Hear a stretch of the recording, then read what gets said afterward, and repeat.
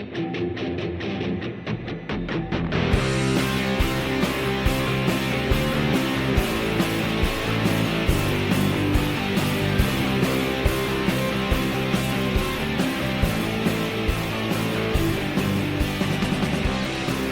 good morning, good afternoon, good evening, whenever and wherever you're listening. Welcome to Way Outta Here, the Philly sports podcast with fan perspective from way outside the greater Philadelphia area. My name is Steve Prudente, here with you as always to take you on the journey for the next half hour or so. Happy April, happy spring. The season has shifted. Yes, we are in full swing. The topic for today's episode will be April. In my opinion, is the second best month of the year. We'll get into all that in a bit, but before I do, I would like to remind you to subscribe to me on the social media platform of your choice, on Facebook and Instagram, Way Outta Here Podcast, on Blue Sky, Way Outta Here Pod, on the blog, wayoutaherepodcast.blogspot.com. If you've got any feedback, you can always send an email to wayoutaherepodcast@gmail.com. Available just about wherever you find your podcasts. On Apple and Spotify, a rating would be great, and on Apple, a review would be even greater. Thank you so much in advance. I'll begin as I always do by introing a beer of the show. Today's selection I chose is called Lunch by Maine Beer Company, and I'll have more on that at the end of the show. So I just wanted to offer a quick update on me before I get into the topic of today's episode, why I've been away from you guys for almost a month, maybe a little bit over a month actually. So spring is typically one of my busiest times of year at work, and in addition to that, about a week or so ago, I was planning to record a podcast, and I came down with a really horrible spring flu. Just as the season shifted, I'm doing much better now, but I was literally physically unable to talk for long stretches of time without being able to catch my breath. So I'm feeling back healthy again, still busy at work, but I wanted to make sure I had some time to check in with a podcast before too long, because it is an exciting time of year. As I said at the top, April, in my opinion, maybe the second best month of the year. I've already done a podcast about the month of October and why I think it's my favorite month of the year, maybe yours too. I welcome, of course, your feedback on those thoughts, but April is equally as exciting. Different time of year, of course. Autumn, you kind of have the shifting from summer into fall, and the true fall-like weather. One of my favorite times of year is to wear hoodies and jeans, but April is kind of the opposite of that. You've been holed up all winter. It's finally starting to feel warmer outside. You can wear shorts and a hoodie, kind of do that South Philly tailgate outfit, but in the springtime, it's also just as appropriate as the fall. And some of my favorite weather typically is this time of year. It's also, unfortunately, sometimes the most unpredictable, because there's actually a little bit of snow in the forecast tonight. It is Monday, April 6th, believe it or not. We are going to go below freezing tonight, but there have been plenty of warm days that have happened over the last couple of weeks, and that warmth bleeds into all aspects of sports fandom this time of year. Of course, there is the opening of baseball season, which is just a week and a half old, and that is one of the truest signs of spring. There is, of course, the end of the NBA and NHL seasons as we get ready for playoffs, and the excitement around the NFL draft. And if you're an MLS fan, that season is still in its infancy, just getting started, as their schedule will shift over the next couple of years. We'll be talking about playoffs at this time of year when we get to April in that season. But for now, it's just getting started. And so those are some of the basic reasons why I think it's a really exciting time to be a sports fan, why I'm very excited right now, as you can probably hear in my voice. In more specific terms, in the Philly sports universe, there are a lot of other reasons to be excited about this time of year, and I will get into that, but I'd like to start first with baseball. Oh, actually, a tangential note. I wrote this in my notes too.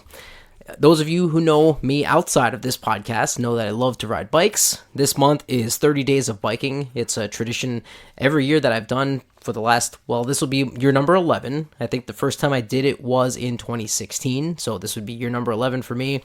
And it's a simple enough challenge, just ride a bike every day in the month of April, which, as mentioned before, with the unpredictable weather, sometimes it does become quite a challenge. But the whole point is to get people on a bike outside at least for a couple of minutes each day. That's not typically a challenge for me, but for some people, I imagine it is. And so if you want to participate, all you have to do is get on your bike and ride. there's no mileage limit. There's no other really other guidelines to participate. You just ride a bike every day in April and share on social media with the hashtag 30 Days of Biking. Now, you are more than welcome to do it without sharing, but I thought I'd pass that along and see if any of you out there are interested in joining me. Back to the sports side of things. So, did mention that baseball is in its infancy. The Phillies season is underway. We're about a week and a half in. And I'd like to go back to the notes that I had written up for this podcast that I was going to record before I fell ill with the flu. And these were more centered around opening day and the excitement of what baseball season brings as we ramp up towards the season. If you think about how you feel on opening day, regardless of how your team ended the season the year before and what the present outlook is for your team going forward, that is the day where there's optimism for every team and every fan base for at least one day a year. And there's something so unique about that I don't think you get in any other sport, which is, again, why I think April is one of my favorite months of the year. I think the Phillies did open their season on the last couple of days of March. Yes, I'm aware of that. But nonetheless, it typically comes right around the turn of the calendar to April. And as I said before, it's a true sign of spring, just something fun that is unique, and really it signifies that we're going from winter into what, I mean, I like winter. I don't mind it so much, but I typically think of the most fun times of my life in spring and summer and fall, when it's a little bit warmer outside and doing more outdoor activities. Baseball certainly being a big part of that. I'm hoping that I'll have an update for you guys in about a month and a half or so when the Phillies are in Pittsburgh to play against the Pirates, and hoping to go to all three of those games as I did the last couple of years when the Phillies came to town. It's always a great atmosphere, but we can get to that later. I wanted to touch on a couple of quick thoughts on some of my favorite memories from early season baseball games. Maybe not necessarily opening day games, but early season baseball games of note over my last 20 or so years of watching the Phillies. And I touched more in depth on these way back in episode 41, so I won't go too far into this, but these are just some of the reasons why I think it's so exciting to get into baseball season and have it on the horizon. And the season is very young, so there's still plenty of reason to be optimistic. So let's go back to the year 2008 real quick. If you are a Phillies fan, lifelong Phillies fan, you might remember that was the season that started the year after the Phillies had finally broken through and made the playoffs for the first time since 1993. They, of course, got swept out of those playoffs by the Colorado Rockies. But they lost their first game of the season that year and started off pretty slow, but ended up coming back and making the playoffs and then winning the World Series all the way against the Tampa Bay Rays that year. The following year, still plenty of reason for excitement because the team had just won the World Series.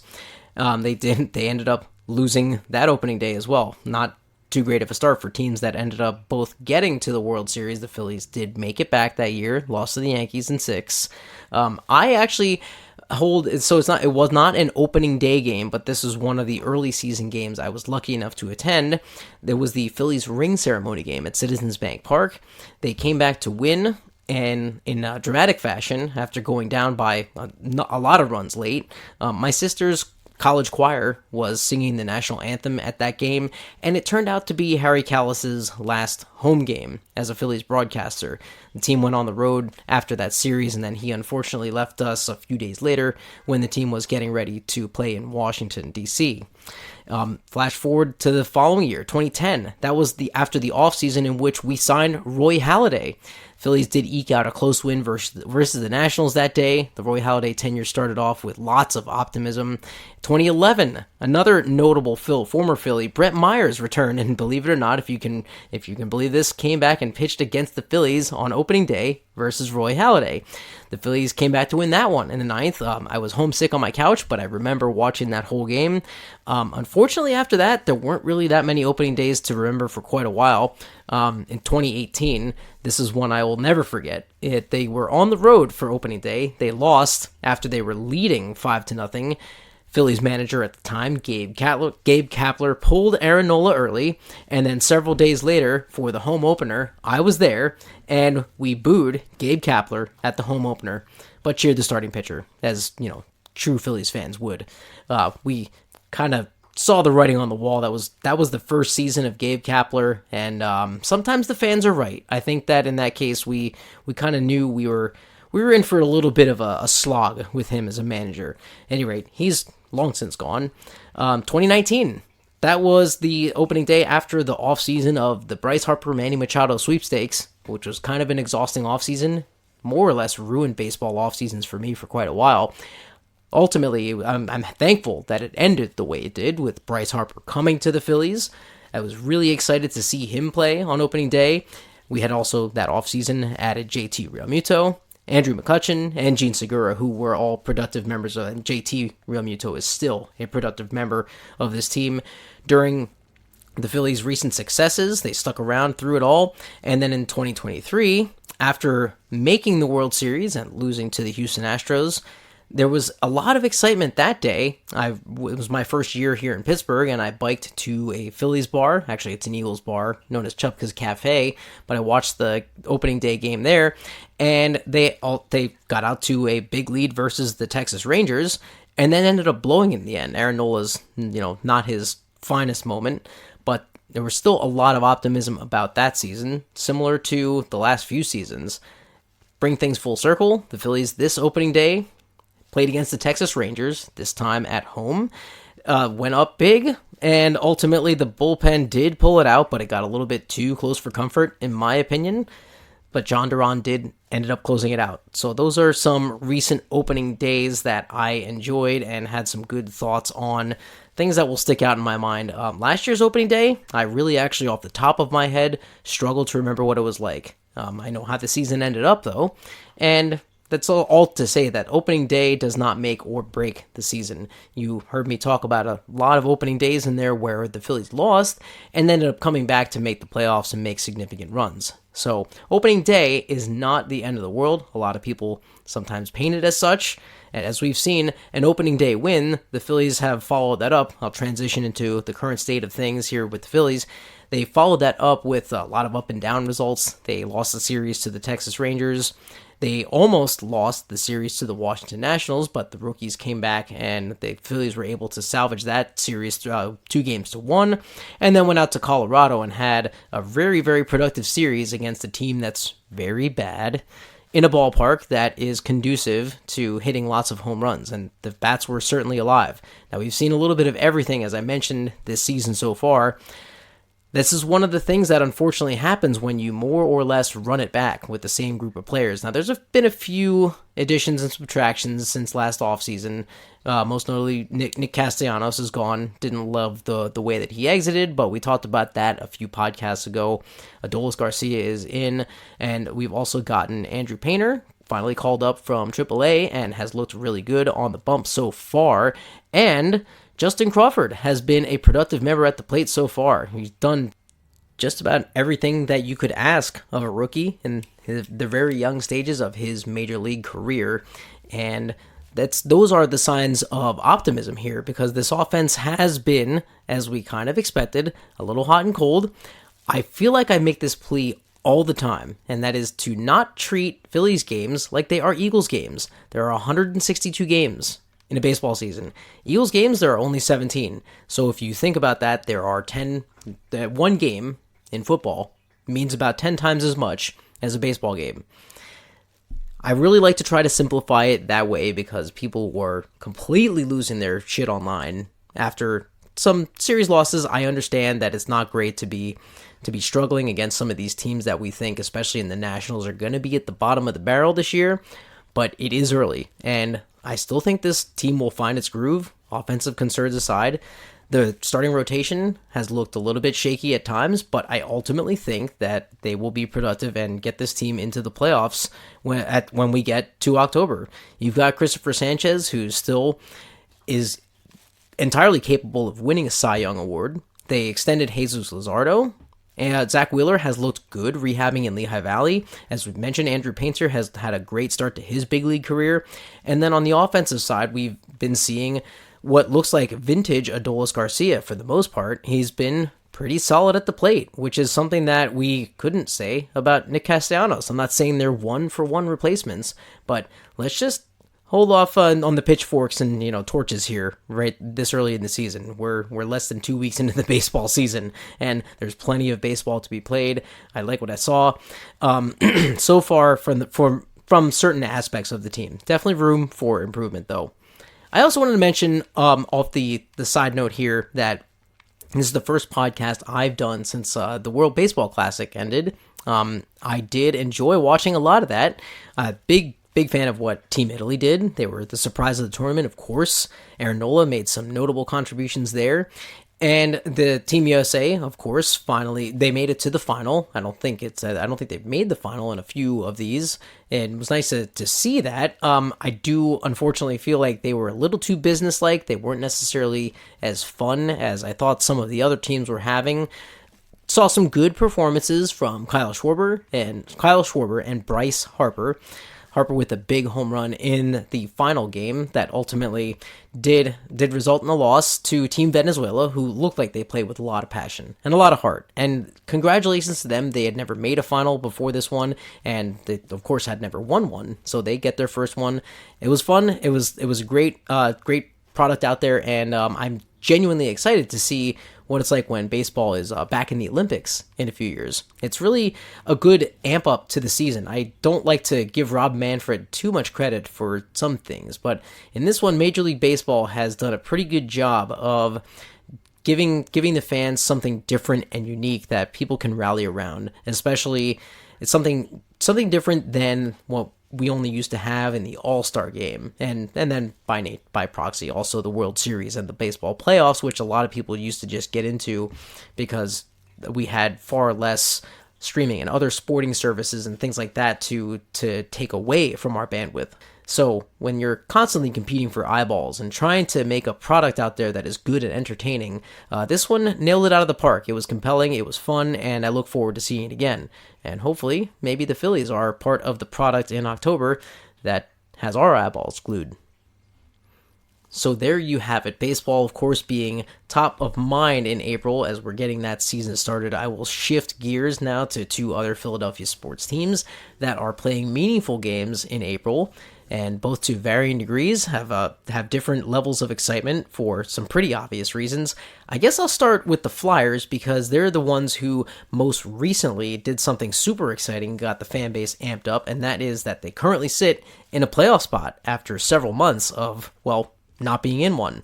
There are 90 points on the standings with 5 games remaining, and they currently sit third in the Metropolitan Division. About a month or so ago, they did have a productive trade deadline. There was a little bit of discourse because they didn't move the most obvious piece in defenseman Rasmus Ristolainen. Everybody kind of thought that he was the surefire guy to go, and there were a lot of people who were upset about it. And I took a more tame approach because this was not like when Chuck Fletcher could not trade James Van Riemsdyk a few years ago. Ultimately, that was his swan song as general manager, kind of the nail in the coffin for his tenure. But this was not like that. This team is in a far different shape. Risto, I believe, still has 1 year remaining on his deal as well. Maybe they'll try to move him in the offseason. It seems like there's still some interest, but he's on this team and he's still paying dividends for them down this stretch run, which we'll get into in a minute here. But notable pieces that did leave: Bobby Brink, Nick Delorier, and then a bunch of prospects that look like they could help out another organization. But we got in return some draft picks, Luke Clendenning, noted kind of fourth liner guy, and then David Yurchek, who was once drafted by the Columbus Blue Jackets, played in the Minnesota Wild organization and still is relatively young, has a lot of upside potential, but has really struggled to get a foot in the NHL so far. And they did announce an extension for him about a week or so after that.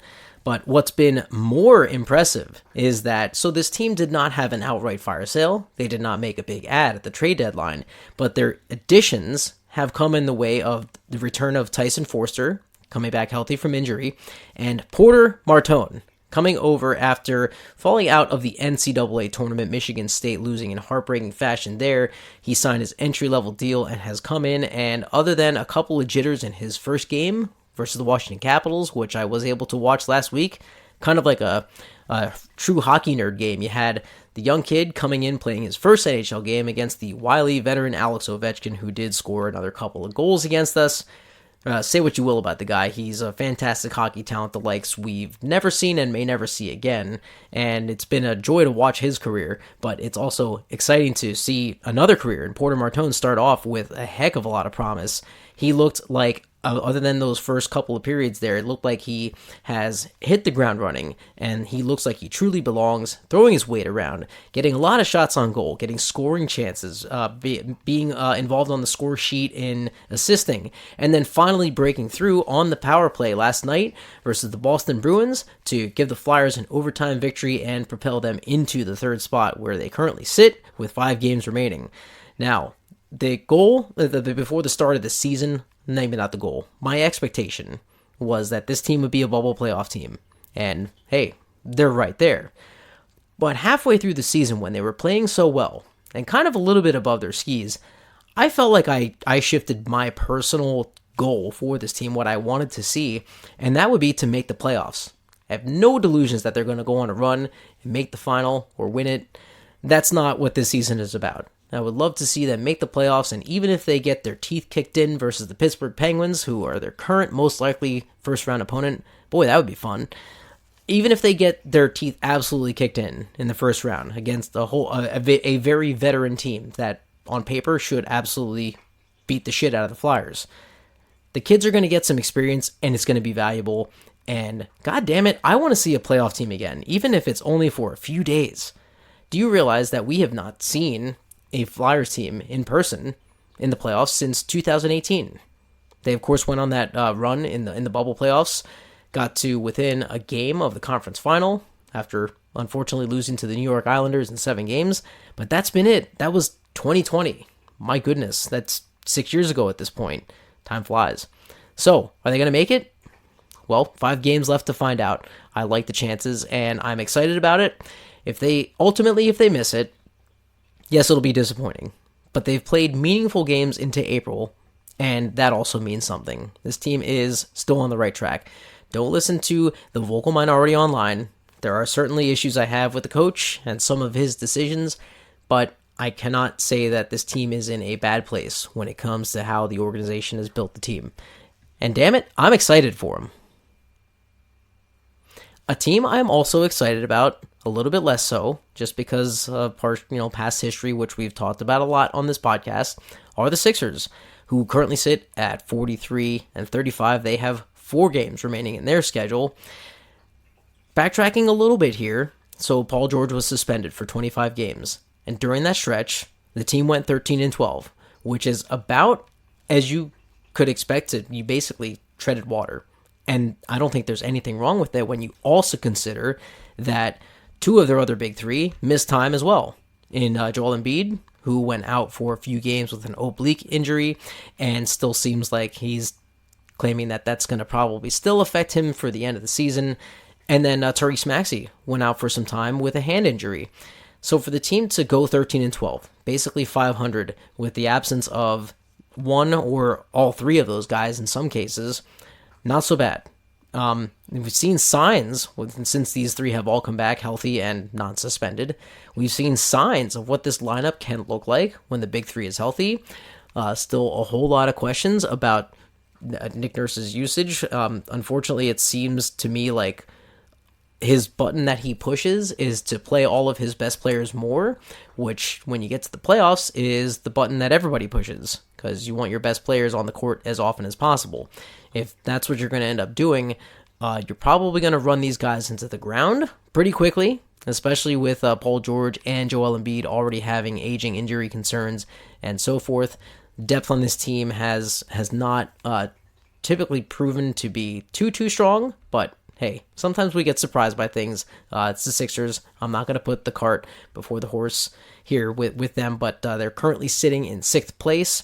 I thought for a little while they were destined to make the play-in round. I would hate to see that. I would like to see them be able to skip that, get a couple of days of rest in there, get this team at least as healthy as possible heading into the playoffs. We'll see. There's 4 games left in the season to break that down, and hopefully they can hold it down there. And as we look forward, there is there's enough talent on this team that they could go on a run and they could win the East. Now, is that a realistic expectation? I don't know. I'm going to temper my expectations, but I would love to see.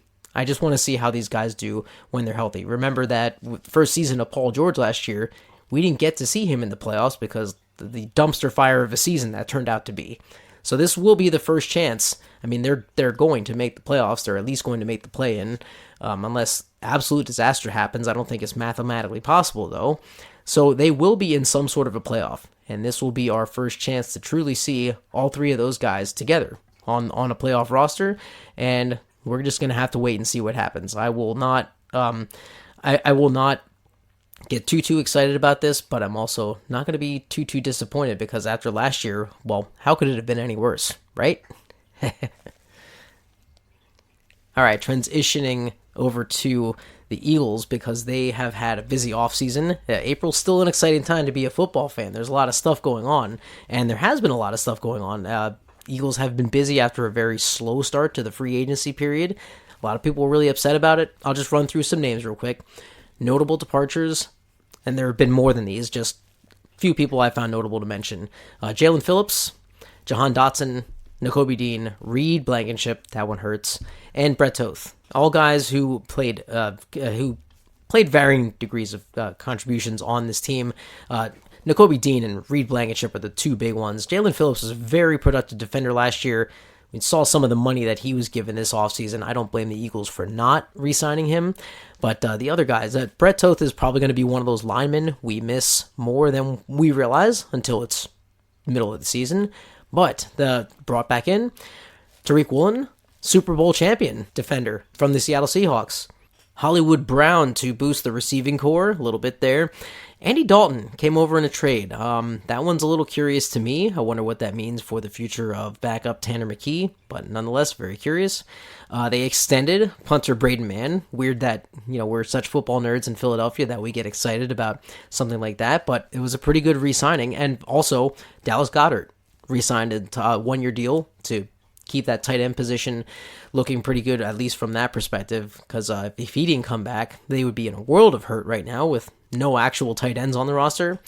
Wonder if they're probably going to go that route in the draft, but we'll have to wait and see on that.